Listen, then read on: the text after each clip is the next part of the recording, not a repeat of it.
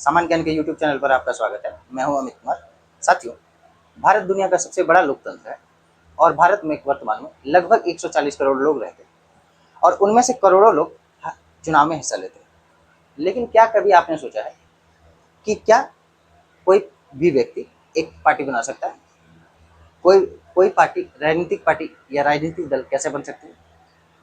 उसके लिए क्या प्रावधान है?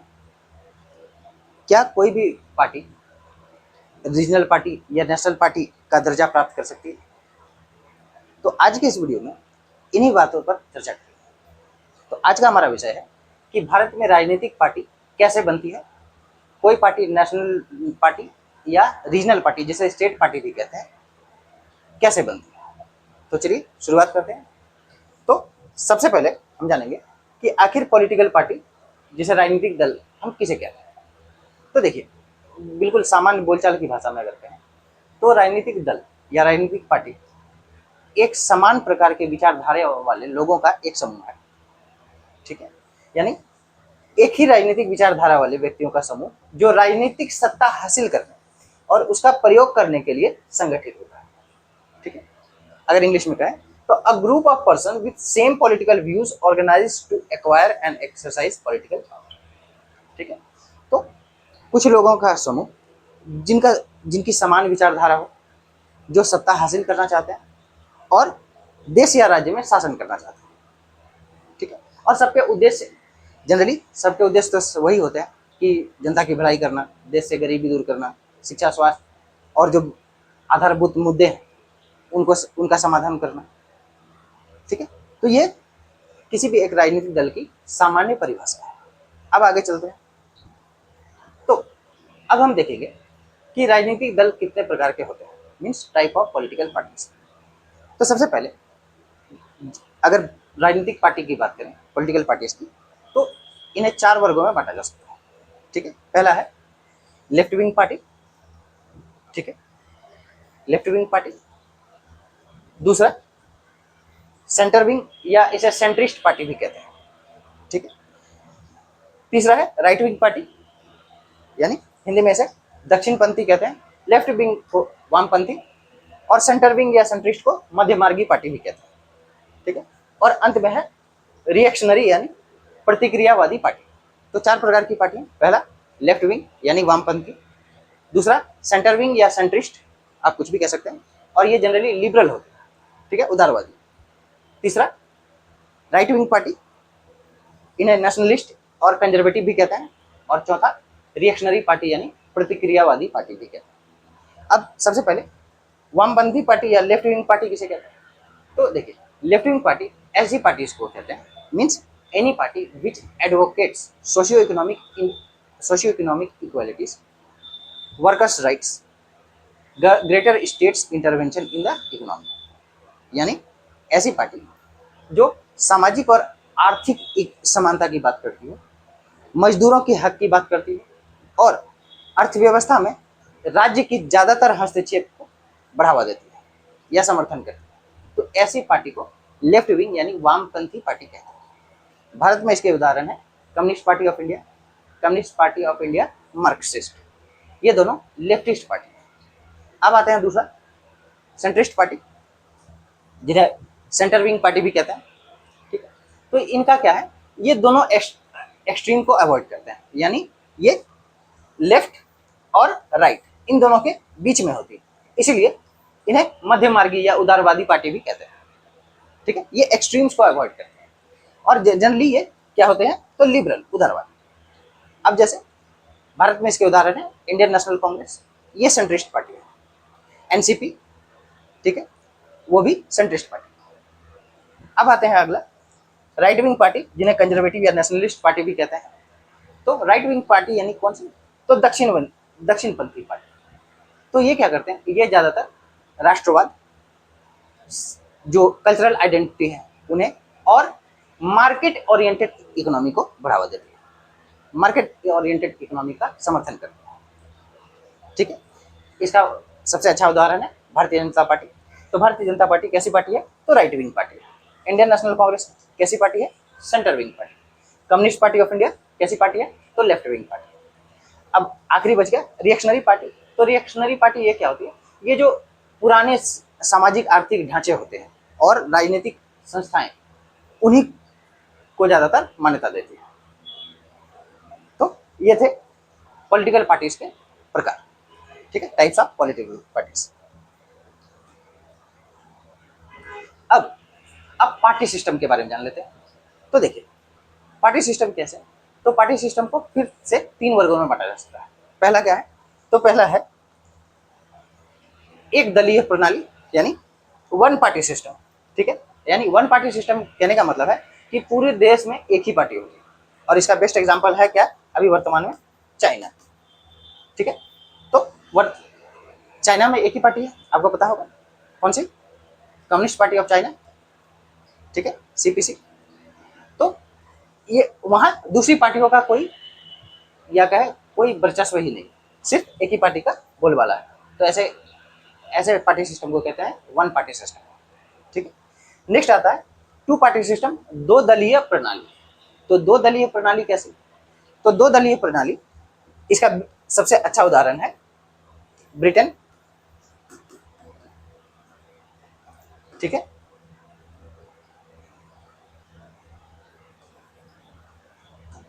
ब्रिटेन, तो ब्रिटेन में दो ही पार्टी है, ठीक है। दो दलीय मतलब यानी नाम से ही समझ में आ जाता है कि वन पार्टी यानी पूरे देश में केवल एक ही पार्टी होगी, टू पार्टी यानी पूरे देश में जनरली दो ही पार्टी होगी, ठीक है, दो पार्टी का ही डोमिनेंस होगा, इसलिए कहते हैं इसे टू पार्टी सिस्टम, ठीक है।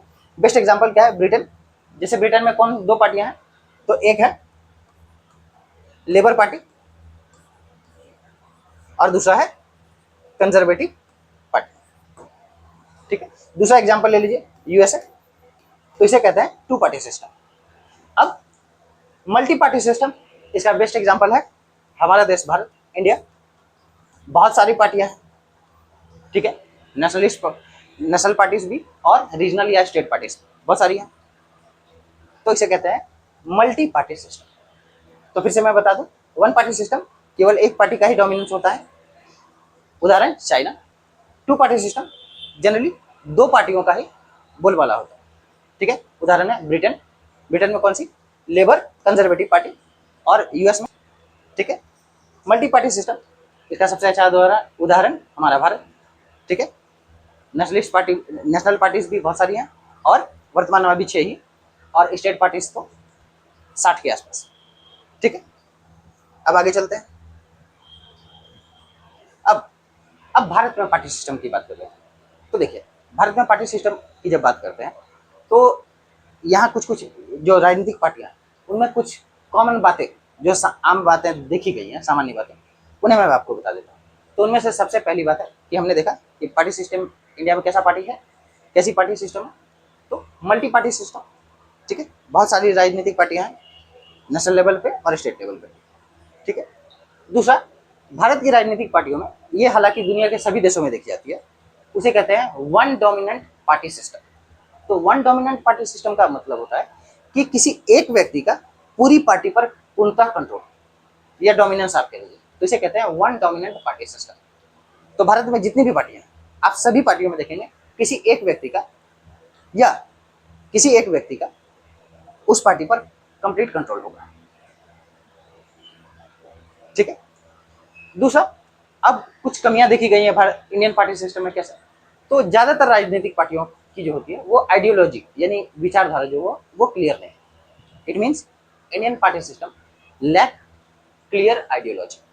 कुछ पार्टियों की बात छोड़ दें, हालांकि कुछ पार्टियों की आइडियोलॉजी बिल्कुल क्लियर है, ठीक है, आप सभी जान रहे होंगे, लेकिन ज्यादातर पार्टियों की जो आइडियोलॉजी है वो क्लियर नहीं है, और इस वजह से उनमें आपसी मतभेद, पार्टी के अंदर ही फूट, ये सारी चीजें देखने को मिलती है।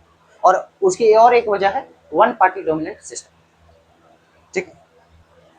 अगला, और राजनीतिक भारत में जो पार्टी सिस्टम है उसमें से और एक खास बात है, वो क्या है, mostly based on tradition, right. It means कि ज्यादातर जो है वो परंपराओं या जो ट्रेडिशनल फैक्टर है उनसे बहुत ज्यादा प्रभावित होते हैं। आप खास करके जो स्टेट पार्टीज देखेंगे, रीजनल पार्टीज जिन्हें कहते हैं, तो उनमें आपको ये ज्यादातर देखने को मिलेगा कि वो ट्रेडिशनल फैक्टर से बहुत ज्यादा प्रभावित होते हैं, और रीजनल फैक्टर से, ट्रेडिशनल प्लस रीजनल फैक्टर से बहुत ज्यादा प्रभावित होते हैं।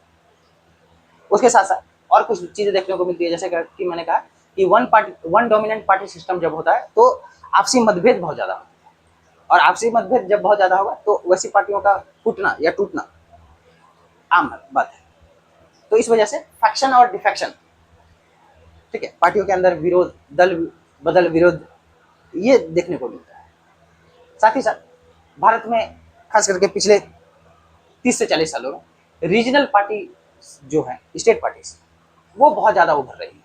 अभी रिसेंट में इसका बेस्ट एग्जांपल है टीवी के, जो पहली बार में जिन्होंने सरकार बना दी, ठीक है, तमिलनाडु में। उसके साथ और एक जो कमी इंडियन पार्टी सिस्टम में देखी जाती है उसकी वो है लैक ऑफ इफेक्टिव अपोजिशन, यानी जो अपोजिशन है, ठीक है, वो कमजोर होती दिखाई देती है, चाहे नेशनल लेवल पे हो या स्टेट लेवल पे हो। तो ये था पार्टी सिस्टम इन इंडिया। अब आगे चलते हैं। अब प्रावधान देखते हैं कि पॉलिटिकल पार्टीज को लेकर इंडियन कॉन्स्टिट्यूशन में, यानी भारतीय संविधान क्या कहता है। तो देखिए, स्पष्ट रूप से मैं आपको बता देना चाहता हूँ, जो मूल संविधान है, ओरिजिनल कॉन्स्टिट्यूशन, उसमें पॉलिटिकल पार्टी वर्ड को यूज नहीं किया गया था, ठीक है। तो पहली बार कब यूज किया गया पॉलिटिकल पार्टी वर्ड को, तो आप सबको पता होगा कि 52nd कॉन्स्टिट्यूशनल अमेंडमेंट एक्ट लाया गया था कब, 1985 में, 1985 में, ठीक है। और इसके तहत एक नए शेड्यूल, नई अनुसूची को जोड़ा गया इंडियन कॉन्स्टिट्यूशन में, ठीक है, 10th शेड्यूल। और ये किससे रिलेटेड है, तो ये रिलेटेड है एंटी डिफेक्शन लॉ से,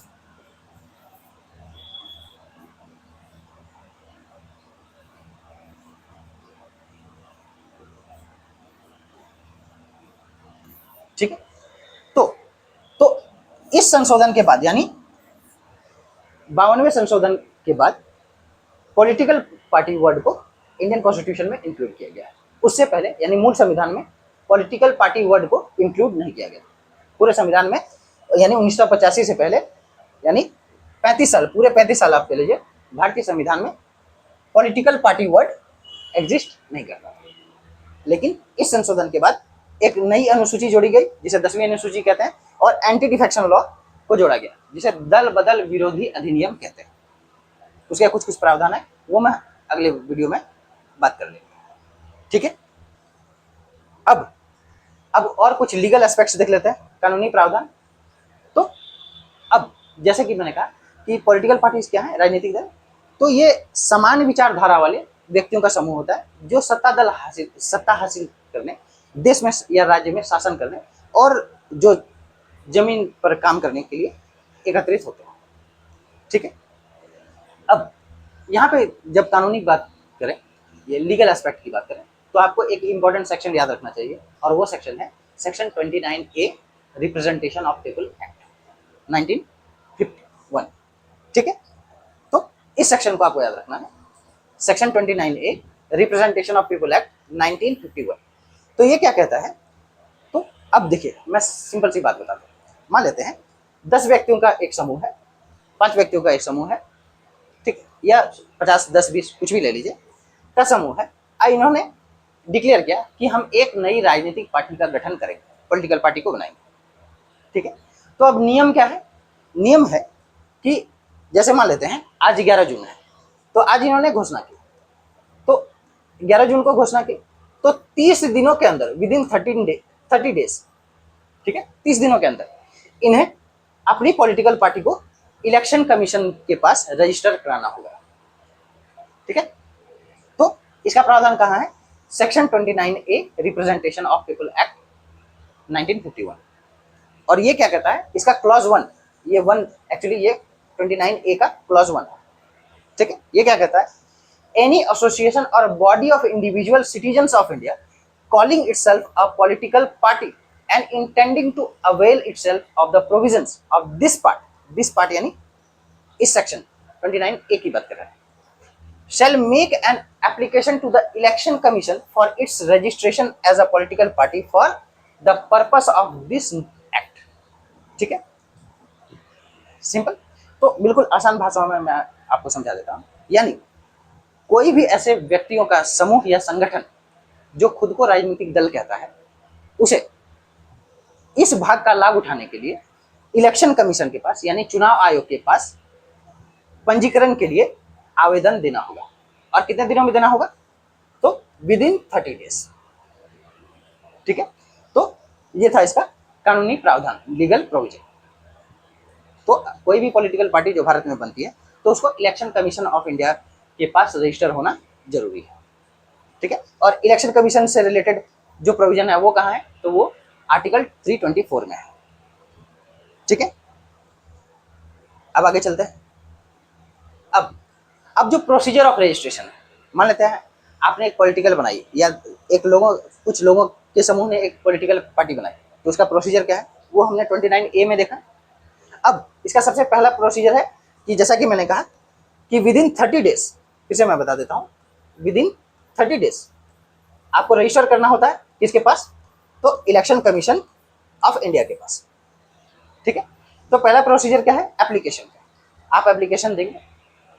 एप्लीकेशन में क्या होगा कि जरूरी डॉक्यूमेंट्स चाहिए होते हैं।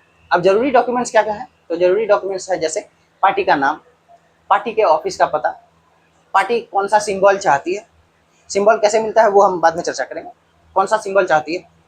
ठीक है, पार्टी का बैंक खाता, उनके जो पार्टी के जो मुख्य अधिकारी होंगे उनके नामों की सूची, ये सारे इस डॉक्यूमेंट्स में अटैच होते हैं। साथ ही साथ हर एक पार्टी का अपना एक कॉन्स्टिट्यूशन यानी संविधान होता है। मैं फिर से दोहरा दे रहा हूँ, हर एक इसी डॉक्यूमेंट में पार्टी का कॉन्स्टिट्यूशन भी लगाना होता है, पार्टी का संविधान। जैसे भारत का एक संविधान है, उस संविधान के अंतर्गत, प्रावधानों के अंतर्गत भारत चलता है, भारत का शासन चलता है। ठीक वैसे ही हर एक पॉलिटिकल पार्टी का, राजनीतिक दल का अपना एक संविधान होता है जिसमें उसके नियम कानून लिखे होते हैं और वो इस डॉक्यूमेंट में अटैच करना आवश्यक है। और ये कॉन्स्टिट्यूशन क्या है? तो इस कॉन्स्टिट्यूशन में भारत की प्रस्तावना में, भारत के संविधान में जो मुख्य बातें लिखी है, जैसे लोकतंत्र, समाजवादी, धर्मनिरपेक्ष इत्यादि मुख्य बातें, इनका पॉलिटिकल पार्टी अनुसरण करेगा, इनको फॉलो करेगा। तो इत्यादि बातें हर पॉलिटिकल पार्टी के कॉन्स्टिट्यूशन में यानी संविधान में लिखी होती है। साथ ही साथ और भी दूसरी बातें जुड़ी होती हैं, लेकिन ये मुख्य बातें जो संविधान में लिखी हैं, भारत के संविधान में, वो हर एक पॉलिटिकल पार्टी के संविधान में भी लिखी होती हैं और हर एक पॉलिटिकल पार्टी उसका समर्थन और स्वीकार करती है। ठीक है, अब आगे चलते हैं। अब जब पॉलिटिकल पार्टी रजिस्टर्ड हो जाती है, तो देखिए, रजिस्टर होना और रिकॉग्नाइज्ड होना दोनों में फर्क है। यानी पंजीकृत होना और मान्यता प्राप्त करना, दोनों दो बातें हैं। कैसे? मैं आपको समझाता हूँ। जैसे मान लेते हैं कोई पॉलिटिकल पार्टी है XYZ, ठीक है, तो XYZ ये एक पॉलिटिकल पार्टी है। अब इसने क्या किया? इलेक्शन कमीशन के पास आवेदन दिया और इसका रजिस्ट्रेशन हो गया। ठीक है, रजिस्ट्रेशन हो गया। अब ये क्या है? तो ये कहलाएगी रजिस्टर्ड पार्टी। ठीक है, सिर्फ ये कहलाएगी रजिस्टर्ड पार्टी। और हमारे देश में ऐसे registered party, registered political party हजारों हैं। बिल्कुल ठीक सुना आपने, हजारों हैं। ठीक है, अब क्या है कि जब कोई भी पॉलिटिकल पार्टी बनती है, राजनीतिक दल का गठन होता है, तो उसका सबसे पहला प्रमुख उद्देश्य क्या है? चुनाव लड़ना। तो चुनाव लड़ने के बाद क्या है कि हर पार्टी को जीत हासिल हो ये संभव तो नहीं है। बहुत ऐसी पॉलिटिकल पार्टी है जिन्हें आज तक एक भी सीट नहीं मिली, ना ही नेशनल लेवल पे, ना ही स्टेट लेवल पे, ना उन्होंने एक MP की सीट जीती है, ना MLA की सीट जीती है। और ऐसे बहुत सारे सैकड़ों उदाहरण मिल जाएंगे। तो ये क्या है? सिर्फ इन्हें कहते हैं रजिस्टर्ड पार्टी। ठीक है, रजिस्टर्ड। साथ ही साथ अब क्योंकि इन्होंने ना कोई सीट जीती है MLA की, ना कोई MP की, और उसके लिए भी स्टेट पार्टी और नेशनल पार्टी बनने के लिए कुछ क्राइटेरियाज है, कुछ शर्तें हैं, वो हम आगे देखेंगे। तो ऐसे पार्टीज को कहते हैं registered plus unrecognised party. Unrecognised party, ठीक है, यानी पंजीकृत लेकिन अमान्यता प्राप्त पार्टी, जिन्हें मान्यता प्राप्त नहीं हुई है। मान्यता प्राप्त किसकी मान्यता प्राप्त नहीं हुई? ना ही वो रीजनल पार्टी है और ना ही नेशनल पार्टी। और नेशनल पार्टी बनने से पहले किसी भी पार्टी को रीजनल पार्टी बनना आवश्यक होता है। अपवाद की बात छोड़ देते हैं। ठीक है। अब रिकॉग्नाइज्ड पार्टी क्या है? तो रिकॉग्नाइज्ड पार्टी को दो कैटेगरी में बांटा जाता है, ठीक है। एक होता है जिसे हम रीजनल पार्टी कहते हैं या स्टेट पार्टी भी कहते हैं, रीजनल पार्टी, और दूसरा नेशनल पार्टी।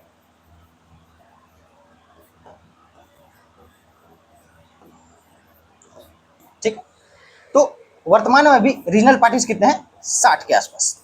भारत में भी 60 के आसपास, 60 कह लें, क्षेत्रीय पार्टी या रीजनल पार्टी है।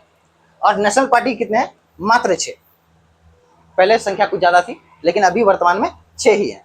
हम देखेंगे कौन कौन सी पार्टी है, ठीक है। अब सबसे पहले अब शर्तों को देख लेते हैं कि कोई पार्टी रीजनल पार्टी या क्षेत्रीय पार्टी कैसे बनती है, कोई पार्टी नेशनल पार्टी या राष्ट्रीय पार्टी कैसे बनती है। तो सबसे पहले देखेंगे कि कोई पार्टी रीजनल पार्टी कैसे बनती है, यानी क्षेत्रीय पार्टी का गठन कैसे होता है। तो देखिए, इसके लिए 5 शर्तों में से कोई किसी एक शर्तों को पूरा करना होता है। मैं फिर से दोहरा दे रहा हूं, ये 5 शर्तें हैं और इन 5 शर्तों में से किसी एक शर्त को अगर कोई पार्टी फुलफिल करती है, पूरा करती है, तो उसे रीजनल पार्टी या क्षेत्रीय पार्टी का दर्जा मिल जाता है, ठीक है। तो कौन कौन से हैं ये देख लेते हैं।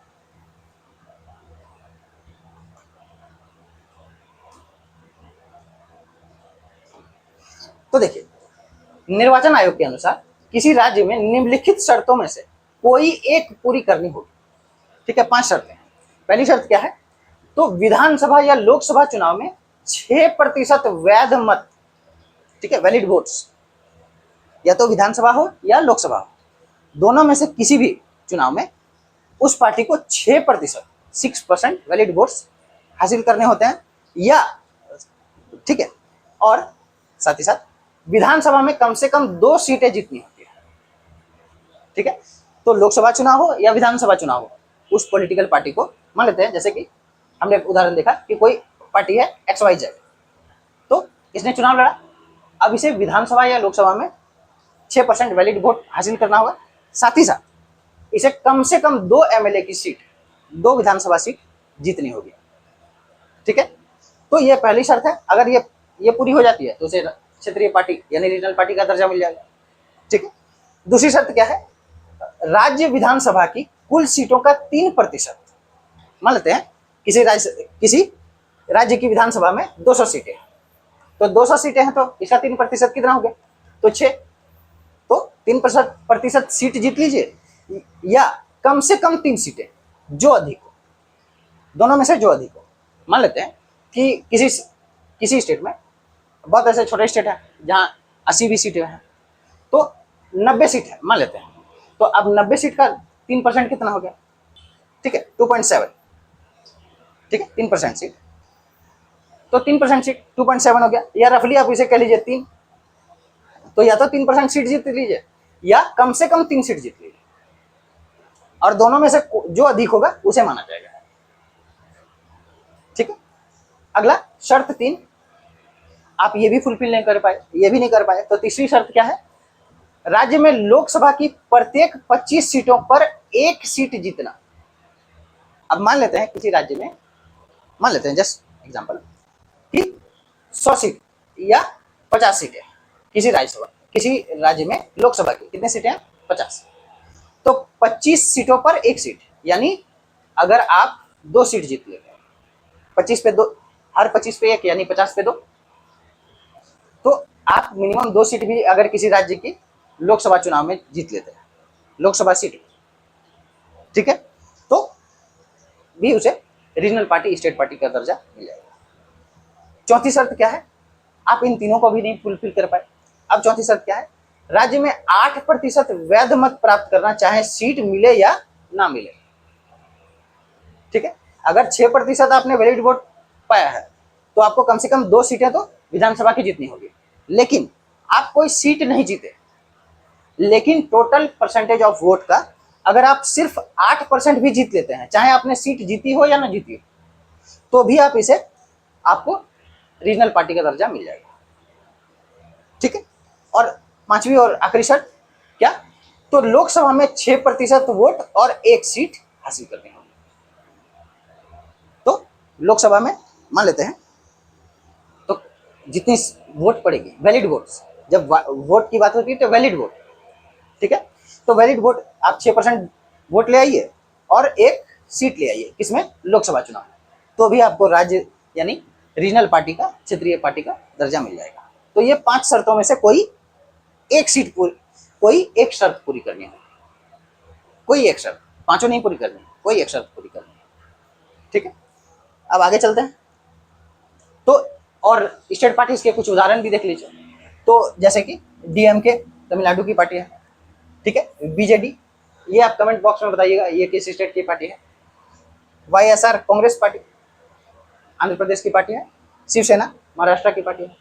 और भी हर स्टेट की अपनी अपनी यानी स्टेट पार्टी या रीजनल पार्टी है, ठीक है।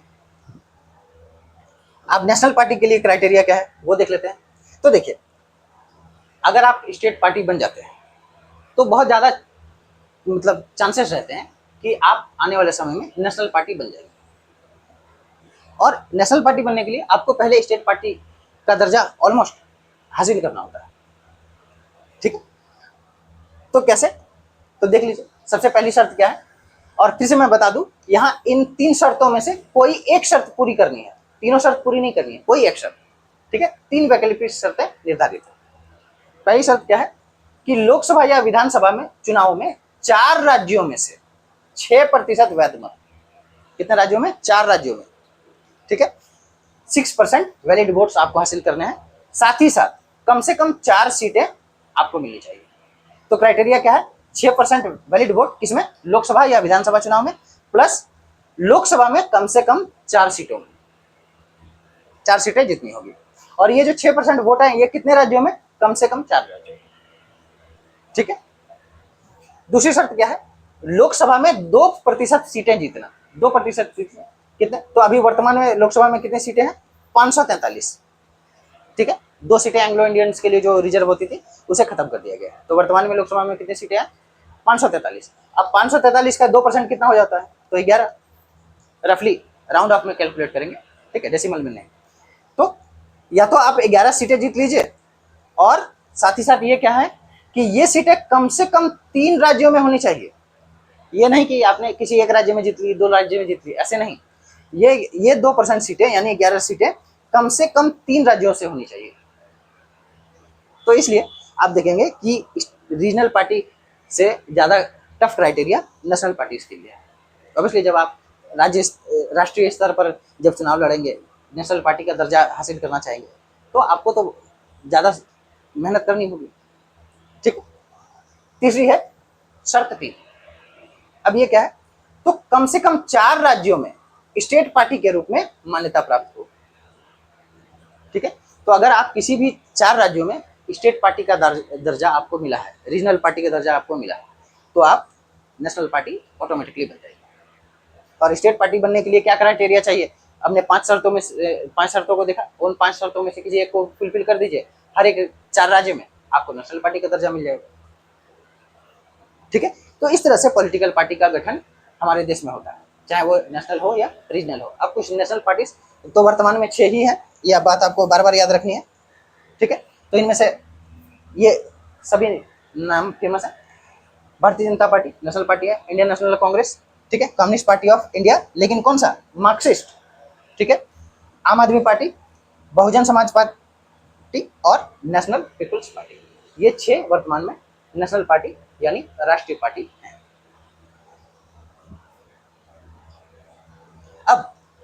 अब देखिए, अब जब जैसा कि हमने कहा कि पॉलिटिकल पार्टीज बन जाती है, तो पॉलिटिकल पार्टीज बन जाती है, रजिस्ट्रेशन हो गया। अब रजिस्ट्रेशन हो गया तो हर एक पार्टी का अपना एक चुनाव चिन्ह होता है। तो चुनाव चिन्ह कैसे मिलता है, तो देखिए इसके लिए एक अलग से कानून बनाया गया है, उसे रूल कहते हैं, ठीक है।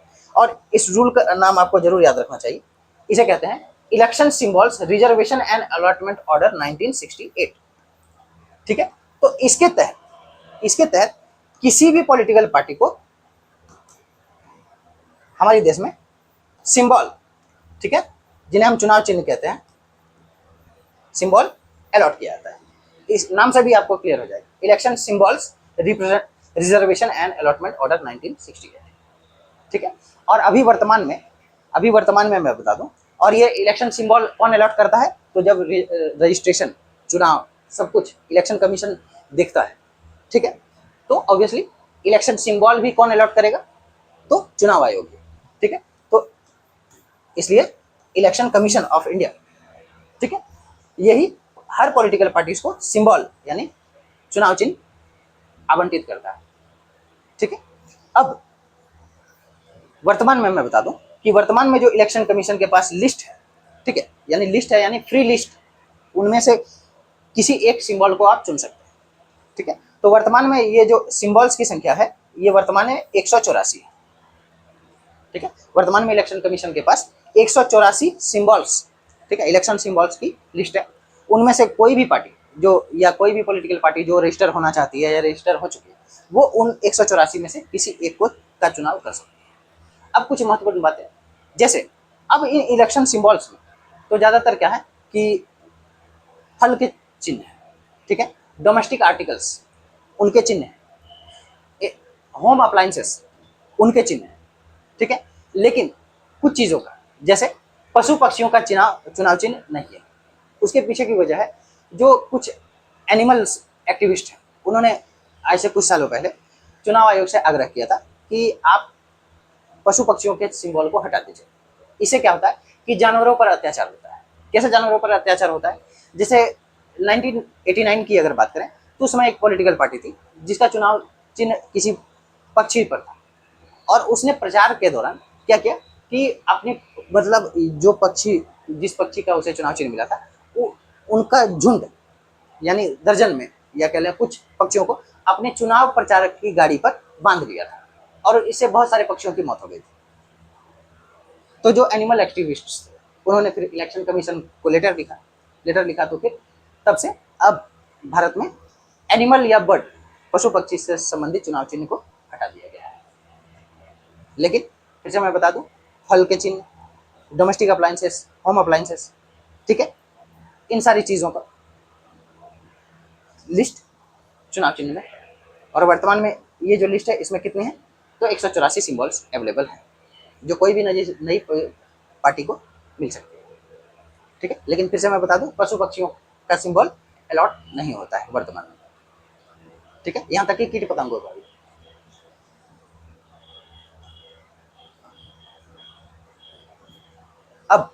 अब अंत में निष्कर्ष यही है कि भारत एक लोकतंत्र देश है और चुनाव हमारे देश में काफ़ी महत्वपूर्ण है, काफ़ी मायने रखता है।